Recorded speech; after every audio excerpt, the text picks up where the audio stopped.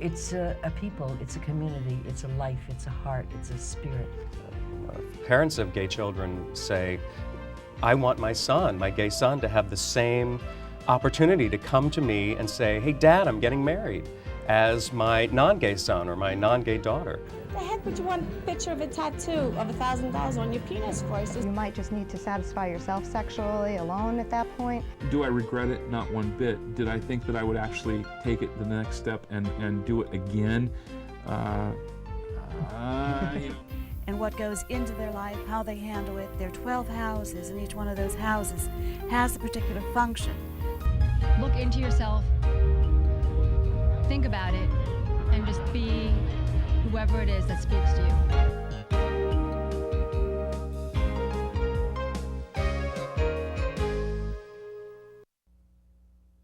Hello and welcome to Talking About Tonight. We've got a great show for you with a couple of very special and interesting topics. First up tonight is a familiar face to many of our regular viewers, Judy Pedraza of AIDS Center of Queens County. Welcome back. Thank you. Nice to be here. And we're just going to give you a brief overview of the programs and services available at ACQC, well, what is ACQC? Well, ACQC is the largest community-based organization in Queens that provides services for folks who are HIV infected and affected. And we are also providing services now for people who have hepatitis C. We have a lot of different services, from soup to nuts. We call it one-shop stopping. We have case management. We have mental health. We have primary medical care. We have legal services. We have education and prevention services. Okay, so like you said, one-stop shopping. And sorry, a little thing in the back of my head just made me smile, and it's completely unrelated to the show, so I'm not even going to mention it, but I just got a momentary giggle, so forgive me. I'm glad you had a giggle. Okay, people come in, and well, Queens is a very diverse and eclectic community, so there's probably got to be a very broad spectrum of outreach to reach the communities and different cultures of Queens. Mm-hmm. What is there within ACQC that reaches out to all that? Because I know you do succeed at it, but just for the sake of our viewers, could you give us a little overview of that? Sure. Well, we have a very large education department that for many years has been doing outreach to different communities. And we try to reach out to all the diverse communities here in Queens. We have folks that go out to the Latino community, to the Afro-American community, to people coming out of the prison system. We have 2 harm reduction programs where we reach out to people who are either actively using drugs or in some form of, they're not using drugs right now, they might be dipping and dabbing a little bit. And what we try to do is educate people. We also have a very diverse staff, and our sites are located throughout Queens, so we can reach out to everyone. Okay. And just before we started taping this, you mentioned some new programs. Yes. What's new at ACQC? We're very excited. We've just started the first needle exchange program here in Queens. I don't think there's been a new needle exchange program in New York for about 9 years. And we've opened one in Long Island City. We just yesterday opened a second one in Jamaica. And we're opening another needle exchange program in Jamaica, and we're just waiting for state approval to open up a needle exchange in Far Rockaway. So we're very excited about that. Is there still controversy surrounding needle exchange programs to Well, this day? yes, there is a lot of controversy, and it's been a very bumpy road, but we're very happy to say that we have started these programs, and it's going pretty well. I think that Queens is very famous for being in denial, and definitely getting these needle exchange programs has been a big part of that problem. But we've had a lot of support from DOH, from the borough president, and from some local politicians, and more importantly, the local community boards. Okay, so it's moving in the right direction. Definitely. And I guess the primary direction that I would hope that people would think about would be prevention. That's what it is, prevention. If we can give one person a clean needle and help them stay safe, that's our goal. That's the main goal, prevention. So essentially, just to break it down, that one needle that saves one person from becoming infected and going into, say, an ADAP program where they need medications provided by the state that cost how much per year approximately? Thousands of dollars. Thousands of dollars, for the next, how many years? So that the cost of one needle is saving those thousands upon thousands of dollars, as well as lives. It's so good that you get it. I wish more people did. Yeah, it's just, I guess you just need to repeat and to break it down, because I suppose that people hear the word needle and then, Well, people feel that if we put a needle exchange up, we're bringing drug addicts into the neighborhood, not understanding that those folks are already there, and this is really much better for the neighborhood. Right. Where would you like to see programs go within ACQC down the road? Whether it be weeks, months, years, what do you see on the horizon? Okay. Well, my heart, of course, is in the case management department, and I would like to see our programs expand. We have a prevention case management program where we work with people who are negative at high risk, and I think that's definitely going to be our focus for the future. And who are those people? People who engage in unsafe sexual behaviors, people who are using unclean needles, and people who are just uneducated about preventing HIV, which is really a very preventable illness. Okay. And people can find more information about ACQC where? Well, we have 7 different sites, but if they call our main telephone, which is 718-896-2500. 718-896-2500. And is there an email address that people could write for more information as well? Well, my email is jpedraza@acqc.org, and I'd be happy to answer any questions that people might have. Okay, and there is a link to that on the talkingabout.info website.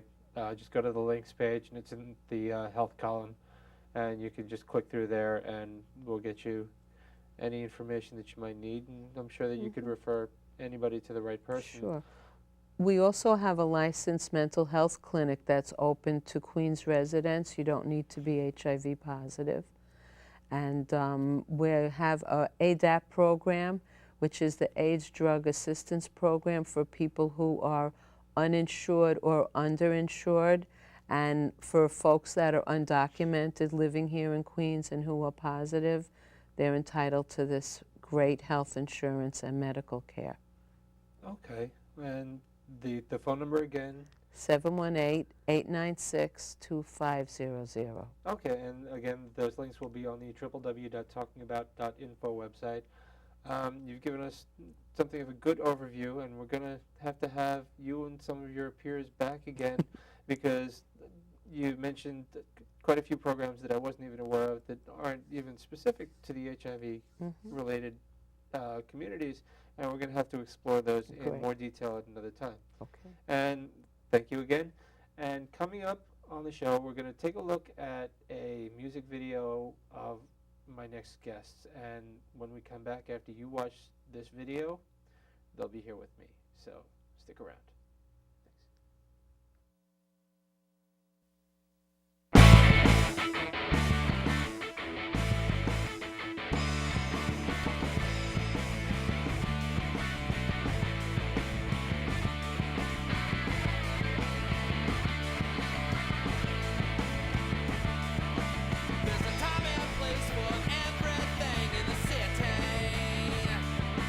There's a neighborhood for every soul that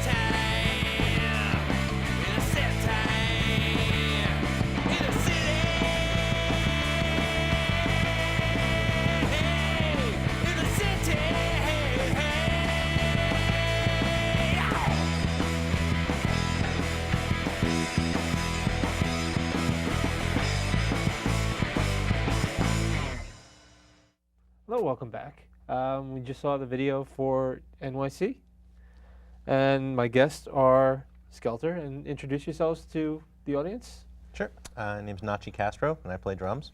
My name's Michael Wright. I sing and play guitar. And I'm Greg Ross. I play bass. Okay, and the video is from your first album? Very first album. We just released it at the beginning of this year. It's called Boomstick, and we're pretty proud of it. And yeah, the video was done by a friend of ours who is actually a member of the band way on back, named James Dean Conklin. And James has worked on Beavis and Butthead and is doing a lot of documentary stuff right now. So really fantastic filmmaker. We were just lucky to have a friend who makes videos. So okay, so and here you are, because you know, without that, you probably wouldn't be here. Actually, without this, you wouldn't be here. Yeah. But that's okay. I mean, we're taping this kind of late for me. Yeah, at all of 9 p.m. Yeah, way past my bedtime.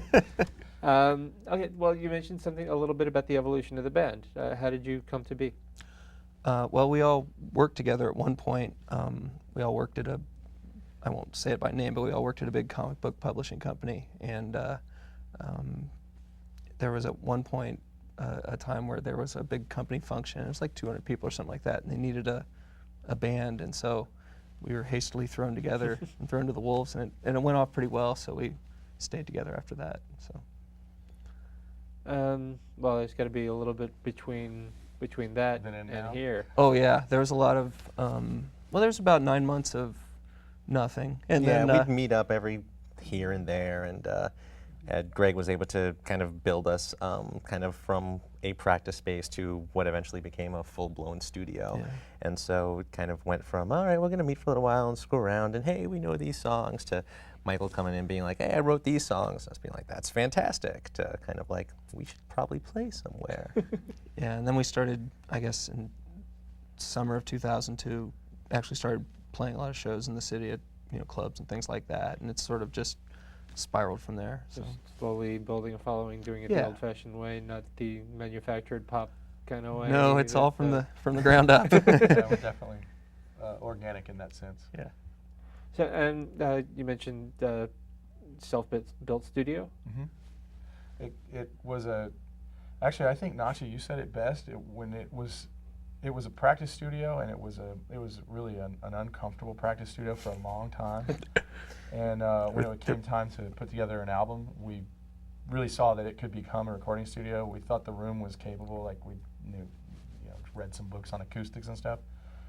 And it was like, once Nachi saw the final thing, he was like, if I had been in this, how did you say it? If I had been in this room. Well, okay, verbal imagery. What did the room look like before?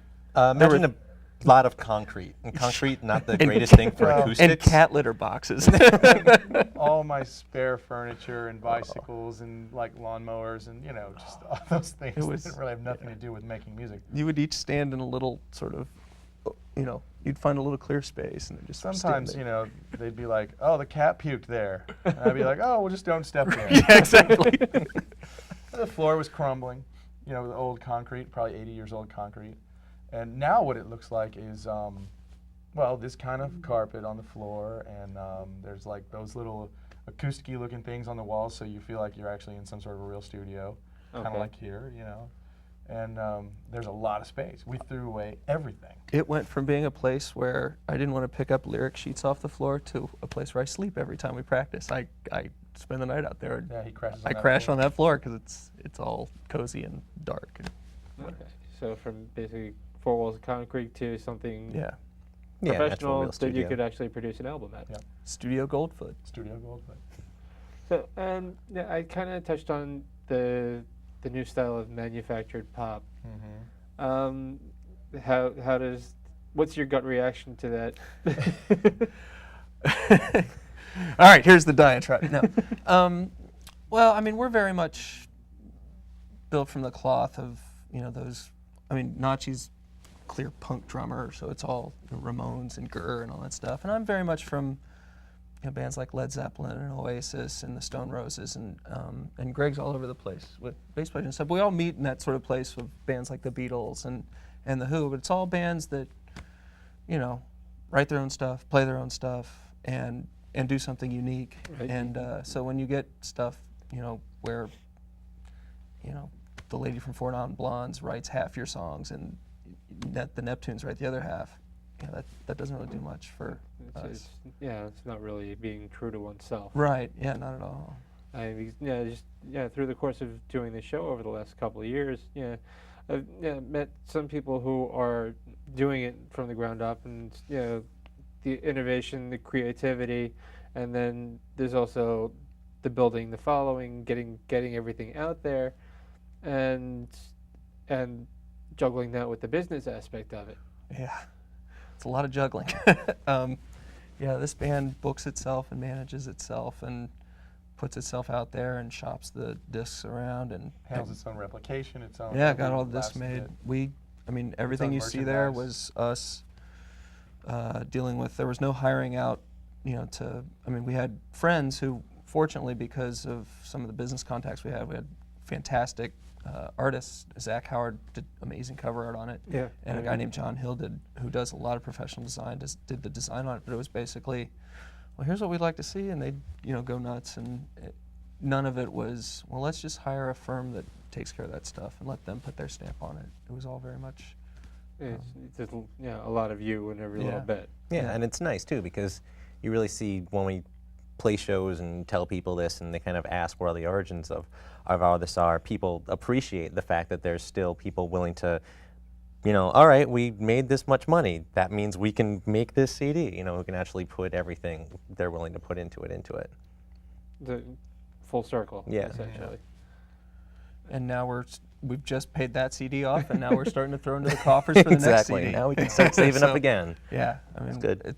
It's all for the joy of making music, and you know, that was really fun, and now I can't wait to make another record. You know, once you make one, it's like, oh, I got some more songs. It's an addictive process. I kind of feel the same way about the video, actually. I mean, especially since we can finally see, you know, we shot it last summer, just kind of over the course of a day, and kind of seeing it come together slowly as he would send in clips and pieces and kind of advance DVDs of it, and seeing the actual final version, it's like, all right, that's fantastic. You know, we have all these other songs. We should be doing more of this. That one, again, we got to give a lot of credit to James Dean Conklin, because he, you know, we were spitballing different ideas and stuff, and he basically found a way to, okay, you have no budget, and you have me. Let's make a video, and he came up with a great concept for it, and you know, put us in a room to play, and just let us play, and then went nuts. So yeah.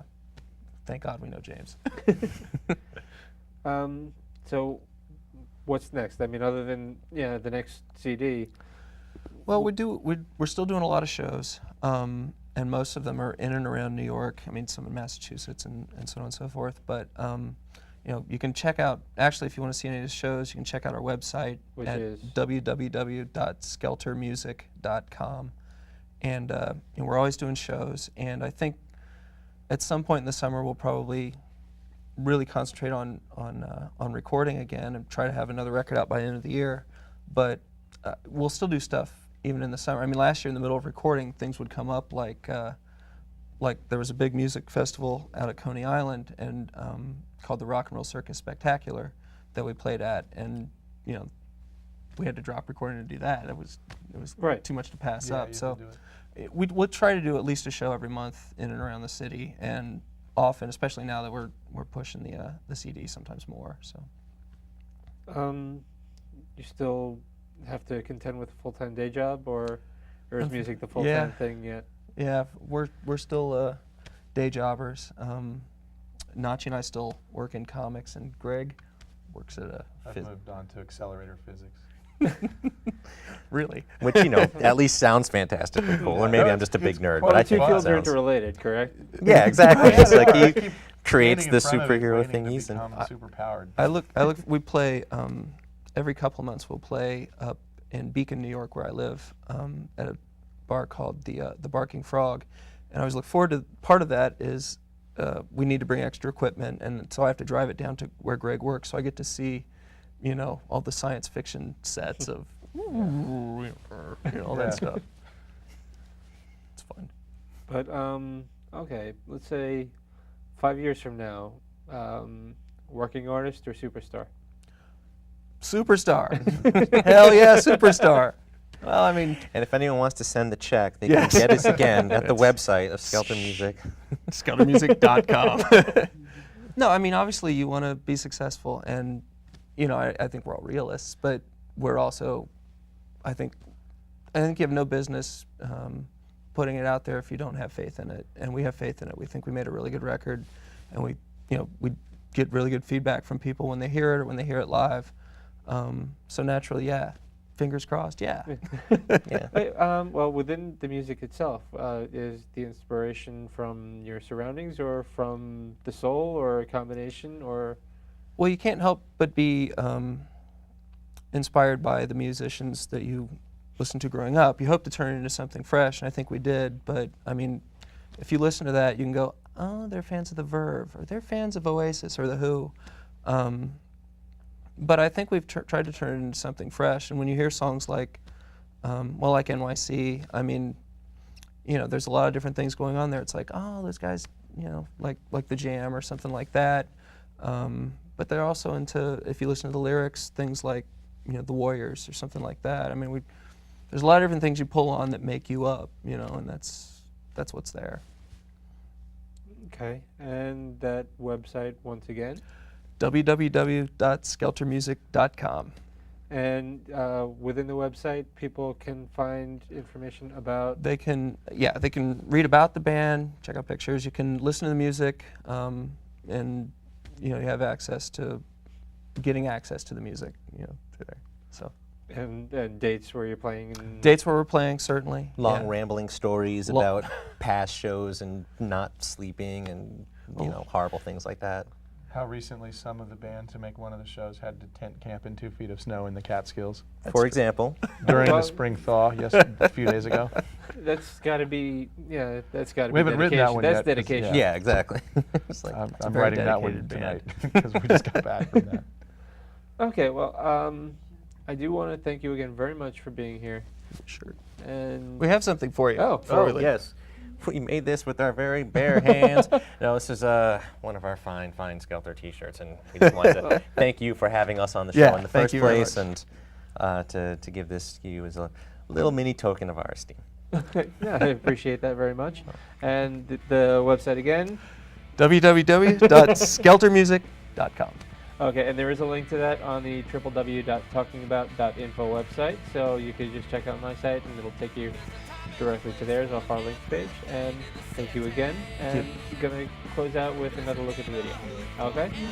Thank you. Thank you. See you next time. Bye.